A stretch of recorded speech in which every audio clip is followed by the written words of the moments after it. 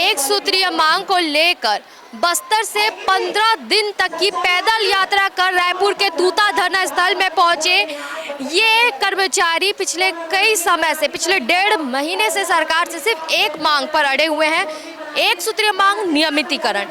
सरकार लेकिन 1.5 महीने से इनकी एक भी बात सुनने को तैयार नहीं, जिसके बाद से अभी के 4 तारीख से इन्होंने आमरण अनशन शुरू कर दिया। आप देख सकते हैं इनमें से कई लोगों की तबीयत बिगड़ चुकी है, लेकिन सरकार को होश नहीं है कि वो इनसे आए, बात करे, इनका सूद ले। हम उनमें से एक से बात करेंगे, जानेंगे कि आखिर क्या ये पूरा मामला है, सरकार से जो मांग कर रहे हैं सरकार इनकी बात क्यों नहीं सुन रही है, अभी तक कोई भी सरकार की तरफ से इनसे बात करने आया है या नहीं। आप लोगों की क्या मांग है? हमारी एक सूत्री मांग है नियमितीकरण, और हम लोग पिछले 1.5 महीने से यहाँ डटे हैं और 4 तारीख से सामूहिक आमरण अनशन में है।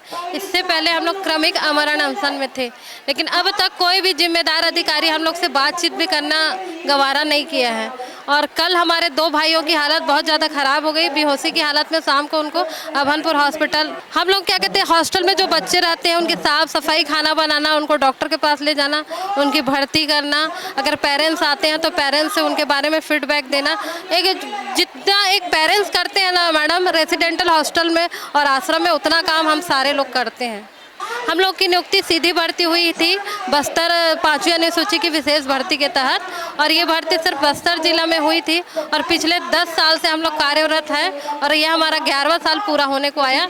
लेकिन सरकार को हमारे नियमितीकरण को लेके हमको कभी हमारा जिला स्तरीय भर्ती था तो जिला कहते हैं आप मंत्रालय में जाइए, मंत्रालय कहता है जिला से होगा, और ऐसे करके हम लोग को ये पिछले 10 साल से पेंडुलम की तरह घुमा रहे हैं। जबकि सीधी भर्ती में कभी भी दैनिक वेतनभोगी नहीं होते, सीधी भर्ती में जो भी होता है 3 साल के बाद आप नियमितीकरण के पात्र होते हैं, लेकिन उसकी भी सुविधा गवर्नमेंट हमको दे नहीं रही है। 1.5 महीने से आप लोग यहाँ 1.5 महीने से हैं आप लोग अपना सरकार से एक मांग नियमितीकरण की, सरकार की तरफ से कोई भी अभी तक आपसे मिलने आया है? नहीं, कोई भी नहीं आया है मैडम। यही हमारा दुख का कारण है कि कोई भी जिम्मेदार अधिकारी हमसे संपर्क करके क्या हमारा नियमितीकरण होगा या नहीं होगा, अगर वो हमको लिखित में भी दे दें कि आप नियमितीकरण आपका नहीं होगा तो हम लोग चुपचाप चले जाएंगे, लेकिन कोई भी हमसे बात करना गवारा नहीं कर रहा है। यही हम लोग का दुख का कारण है।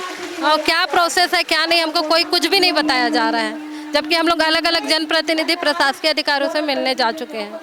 आप यहाँ 1.5 महीने से हैं, इस बीच में आप लोग कितने अधिकारियों से मिले या शासन के किसी इंसान से?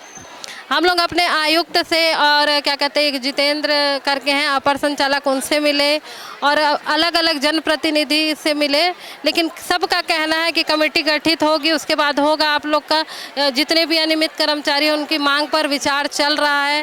लेकिन और जब हम अपने आयुक्त से मिले थे तो उन्होंने कहा कि मैं एक प्रस्ताव बनाऊँगा और वो कैबिनेट में रखूँगा, और वो कब होगा कब तक होगा मैं कुछ भी उसकी निश्चित जानकारी समय सीमा नहीं बता सकता। और आज हम लोग को देखिए, हम लोग गए थे और पता चलाने की कोशिश किए तो वो बोले कि अभी तो हम लोग बना के भेज दिए हैं और जिला वाले कुछ बताते नहीं हैं। तो हम लोग जब जिम्मेदार अधिकारी हमको सही बातें नहीं बताएंगे तो हम जाएंगे इसके पास, बताइए हम लोग का ये। अब आप लोग आमरण अनशन कर रहे हैं पिछले 3 दिन से, इसके बाद आप लोगों को क्या उम्मीद है सरकार आप लोगों की बात सुनेगी, क्योंकि तबीयत लगातार आपके लोगों की बिगड़ती जा रही है? अब जब तक हमारा नियमितीकरण का मांग पूरा नहीं होगा तब तक हम यहाँ डटे रहेंगे, क्योंकि हम लोगों ने पहले से तो ठान लिया है कि हम अपने सर पे कफन बांध के जा रहे हैं और आएंगे तो नियमितीकरण का मांग पूरा होकर अपना कागज हाथ में लेकर आएंगे, नहीं तो कफन में लिपटा हुआ जाएंगे। और वही हमारा अभी तक जारी है लगातार। कल शाम को 2 भाइयों को बहुत ज़्यादा तबीयत खराब हुआ और बेहोश होकर गिर गए थे, उनको हॉस्पिटल में एडमिट किया गया। आज 2-3 भाई और बहुत ज़्यादा सीरियस है और हमारे खुद के भी तबीयत ठीक नहीं है, लेकिन फिर भी हम यहाँ पे आशा लगा के बैठे हैं कि शासन प्रशासन हमारे लिए कुछ करेगी, क्योंकि हमारी जो भर्ती है 2014 सीधी भर्ती के कर्मचारी हैं हम लोग।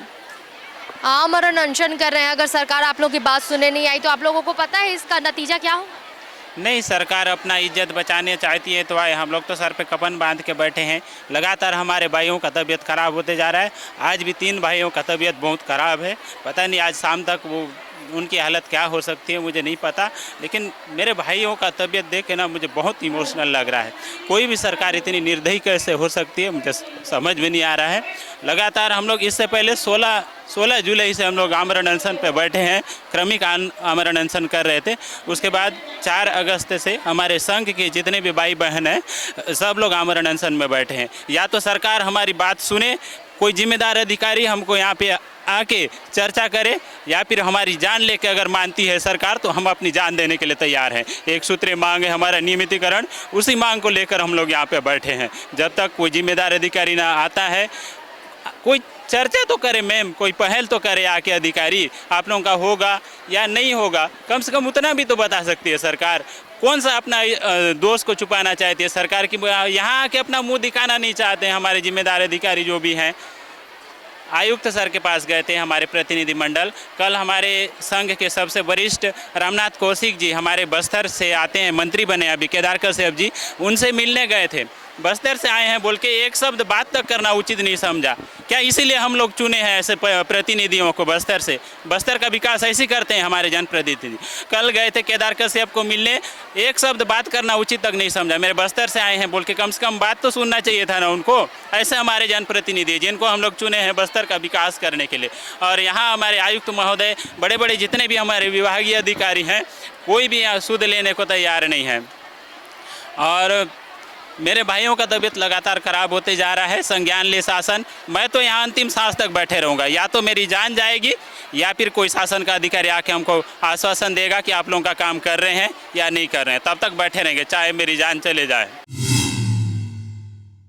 डॉक्टर का कहना है मैडम तभी आ रहे हैं, मेडिकल चेकअप तो दे ही रहे हैं, लेकिन आगे जो परेशानी होगी हम लोग एम्बुलेंस के माध्यम से रेफ़र कर देंगे हॉस्पिटल में। हाँ, हॉस्पिटल में रेफ़र करेंगे। उसके बाद जो भी होगा, कितने भी साथी लोगों को होगा तो आगे रेफ़र करते ही जाएंगे, क्योंकि तो यहाँ तो हम लोग तो मरने के लिए नहीं बैठे हैं। ऐसा हमारे लोग है, जो भी है शासन प्रशासन स्तर पर चर्चा हो, हम लोग यही चाहते हैं। 3 दिन से आमरण अनशन पर बैठे हैं बस्तर से आए 15 दिन की पैदल यात्रा कर आए कर्मचारी। आपको बता दें कईयों की हालत इसमें गंभीर बताई जा रही है, लेकिन सरकार का चुनिंदा एक भी शख्स यहाँ इनसे मिलकर इनकी सुध जानने नहीं आया। हम उनसे भी बात करेंगे जिनकी तबीयत लगातार बिगड़ती जा रही है। सर, आप लोग बस्तर से आए 15 दिन की पैदल यात्रा कर, अब आप लोग आमरण अनशन पे आ गए हैं। कितने सारे लोगों की यहाँ पर तबीयत बिगड़ती जा रही है, डॉक्टरों के पास आपने भेजा है, कईयों को आप लोगों ने एडमिट करवाया है। सरकार से आप लोगों की मांग सिर्फ एक नियमितीकरण, सरकार सुन रही है या नहीं?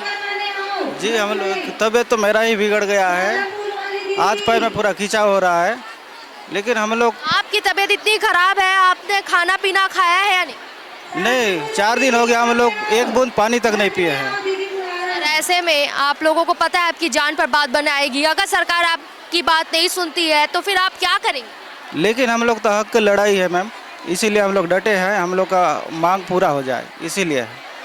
बस हम लोग का जान का बाजी तो लगा दिए हैं, लेकिन हमारा हक है। मैं दृष्टिबाधित भी हूँ, आँख से नहीं देखता हूँ, मैं 300 किलोमीटर चल के आया हूँ, मैं देख नहीं पाता हूँ।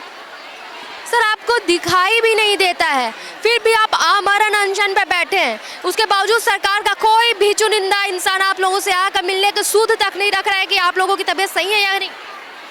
जी, हम लोग के ऊपर कोई सूद नहीं ले रहा है सरकार। ये प्रशासन कैसे है तो हम लोग नहीं जानते, लेकिन सूद लेना चाहिए था।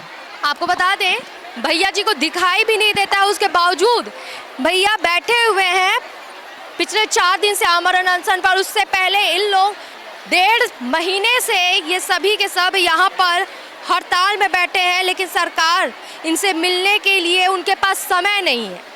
तबीयत बिगड़ता जा रहा है इनका, ये हॉस्पिटल में इन्हें एडमिट किया जा रहा है, लेकिन सरकार की तरफ से एक भी पहल नहीं की जा रही है इनके तरफ। ये तक नहीं बोला जा रहा है कि आपकी नियमितीकरण होगी नहीं होगी।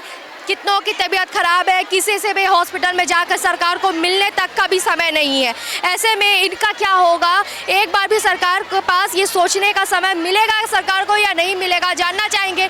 इनके भी घर हैं, इनके भी बच्चे हैं, अगर आमरण अनशन में इन्हें कुछ हो जाता है तो सरकार क्या उनकी जवाबदारी लेगी? कम से कम इनसे आकर एक बार मिलना चाहिए, जानना चाहिए इनकी हालत, इनकी मांग सुननी चाहिए, वो इनकी मांग पूरी कर सकते हैं या नहीं ये भी बता देना चाहिए। ये सिर्फ इतना चाह रहे हैं कि इनकी जो मांग है सरकार उन्हें पूरी करेगी नहीं करेगी, कम से कम लिखित में दे दे। लेकिन सरकार की तरफ से कोई भी पहल नहीं की जा रही है इनसे बात करने की। अब देखना होगा कि ये जो आमरण अनशन चल रहा है वो कहाँ जाकर खत्म होगा, क्या सरकार इनकी सुध लेगी या नहीं। कैमरामैन नवैस के साथ सिमरन मिश्रा।